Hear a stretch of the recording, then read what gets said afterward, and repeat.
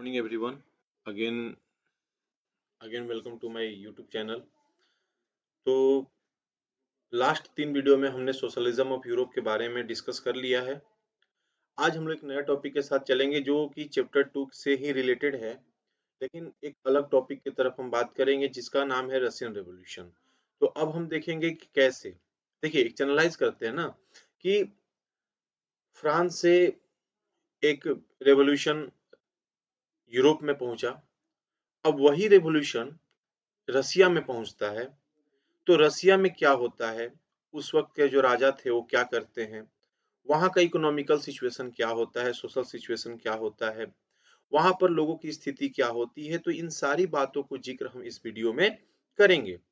तो चलिए शुरू करते हैं आज का वीडियो। तो जैसा कि हम लोग देख रहे हैं, द रशियन रेवोल्यूशन कहता है बच्चों, पहला पॉइंट कि socialist look over the government in Russia through the October revolution of 1917। एक रेवोल्यूशन होता है अक्टूबर में जिसका नाम होता है अक्टूबर रेवोल्यूशन। अभी हम लोग आगे पढ़ेंगे, इसके बारे में डिटेल में जिक्र करेंगे, जहां पर हम लोग जिक्र करेंगे, जिक्र स्टार्ट होता है फरवरी से, फरवरी रेवोल्यूशन से, फिर उसके बाद होता है अप्रैल थेसिस, और उसके बाद होता है अक्टूबर रेवोल्यूशन। तो हम एक करके जिक्र करेंगे इनके बारे में एक वीडियो में, पूरी तरह से एक वीडियो में ही हम इन तीनों चीजों के बारे में जिक्र करेंगे। लेकिन कहता है कि अक्टूबर रेवोल्यूशन जो 1917 में किया गया, जो हुआ, उस उस रेवोल्यूशन से जो वहां के सोशलिस्ट थे, अब एक अलग तरीके से सरकार को देख रहे थे। वहां की जो गवर्नमेंट थी उसको एक अलग नजरिए से देखना शुरू कर दिए। The fall of the monarchy in February 1917। Monarchy fall हो जाता है, मतलब कि 1917 में जो रसिया में जो मोनार्की सिस्टम है उसको ध्वस्त कर दिया जाता है, गिरा दिया जाता है। And the event of October are normally called the Russian revolution. और जो अक्टूबर रिवॉल्यूशन हुआ उसी को हम रशियन रेवोल्यूशन के भी नाम से जानते हैं। तो जिक्र तो हम करेंगे, लेकिन अभी हमने एक आपको बेस दे दिया कि हमें आगे चल करके अक्टूबर रेवोल्यूशन के बारे में पढ़ना है, फरवरी रेवोल्यूशन के बारे में पढ़ना है, और अप्रैल थेसिस के बारे में भी पढ़ना है। तो यहाँ तक आपको समझ में आ गया होगा। आगे बढ़ते हैं। कहता है in 1914 tsar Nicholas II ruled Russia and its empire. कहने का मतलब कि 1914 से कहानी शुरू होती है, जब वर्ल्ड वार 1 स्टार्ट किया जाता है। तब उस वक्त जो राजा थे, वर्ल्ड वार 1 के समय में जो रसिया के राजा थे उनका नाम था सार निकोलस II, और वो रूल कर रहे थे उस वक्त रसिया में, और वहां के अंपायर थे। तो याद रखिएगा, at the time of World War One, who was the king of Russia or who ruled the Russian Empire? So the answer will be Tsar Nicholas II। यहाँ तक समझ में आ गया होगा। आगे बढ़ते हैं। The territory around Moscow and the Russian Empire included current-day Finland, Latvia, Lithuania, Estonia, parts of Poland, Ukraine and Belarus। कहता है कि जो मॉस्को के अराउंड चारों तरफ जो टेरिटरी थे, उस वक्त जो रसिया अंपायर में कुछ जो इंक्लूड किए जाते थे, जो टेरिटरी जो रशियन अंपायर के अंडर में आते थे, उनका नाम हमने जिक्र कर दिया। ठीक है, तो ये कुछ नाम है जो हम जब इस चैप्टर को एंड करेंगे, at that time we will see on the map also. Okay, तो मैप पर हम लोग आखिरी जो वीडियो इस चैप्टर का हम बनाएंगे उसमें हम लोग मैप वर्क करेंगे। तो मैप वर्क में हम लोग देखेंगे कि कैसे कहाँ पर इसको पॉइंट आउट करना है। तो समझ, ये एक तरह से समझिए कि ये जो आपका ये पॉइंट हुआ, ये मैप वर्क के लिए हुआ। ठीक है, आगे बढ़ते हैं। Central Asian state as well as Georgia, Armenia and Azerbaijan. तो कहता है कि ये जो हमने रशियन टेरिटरी के बारे में बताया, उसके अलावा भी सेंट्रल एशियन के कुछ स्टेट थे जो इनके टेरिटरी के अंडर में आते थे। The majority religion was Russian Orthodox Christianity. कहता है कि मेजोरिटी रिलीजन जो थे, मतलब सबसे ज्यादा जो एक धर्म को मानने वाले थे, वो ऑर्थोडॉक्स क्रिश्चियनिटी थे। ऑर्थोडॉक्स का मतलब क्या होता है कि जो पुराने सोच के जो लोग होते हैं, मतलब अपने पुराने परंपराओं को लेकर के जो चलते हैं, जो मतलब पुराने सभ्यताओं को जो मानते हैं, उनको हम लोग ऑर्थोडॉक्स कहते हैं। तो पुराने सभ्यता को मानने वाले, पुराने परंपराओं को मानने वाले वहाँ के जो क्रिश्चियन थे, उनका सबसे ज्यादा मेजोरिटी हुआ करता था। तो यहाँ से आपको समझ में आ गया होगा कि कहाँ से एक देश शुरू होता है रशियन रेवोल्यूशन का। ठीक है, आगे बढ़ते हैं। वहाँ का इकोनॉमी और सोसाइटी कैसा था? तो कहता है एग्रीकल्चरल सोसाइटी इन रसिया। वहाँ पे सबसे पहले बात करेंगे एग्रीकल्चर के बारे में। तो कहता है at the beginning of the 12th century the vast majority of Russia peoples were agriculturist. कहता है कि 12वीं शताब्दी के शुरुआत में, at the time beginning of the 12th century, जो वहाँ का वास्ट मेजोरिटी था रसिया का, वो बेसिकली एग्रीकल्चर पे ही डिपेंड थे।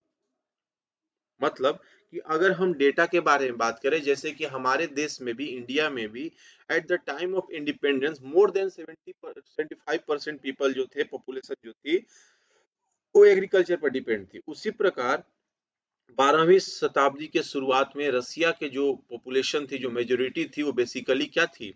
एग्रीकल्चर से रिलेट करती थी। देखिए परसेंटेज भी दिया है कि about 85% of the Russian empire population earn their living from agriculture. Agriculture पर डिपेंड होने वाले 85% रशियन पॉपुलेशन हुआ करता था। मतलब 15% जो बच गया, वो अदर वर्क किया करते थे, जैसे इंडस्ट्री, फैक्ट्रीज में काम करना और अदर अदर काम को करते थे।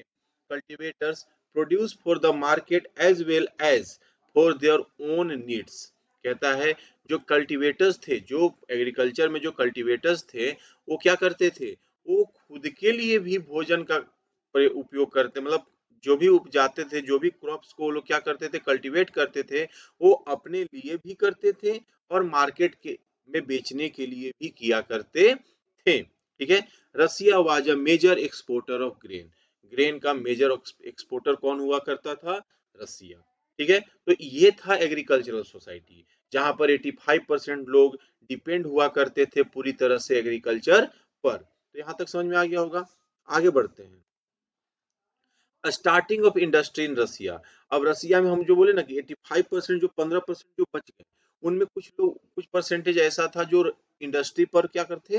डिपेंडेंट थे। तो कहने का मतलब बच्चों की, उस वक्त जो रसिया का स्थिति था इंडस्ट्री के मामले में, वो बहुत ज्यादा अच्छा नहीं था, बहुत ज्यादा अच्छा नहीं था।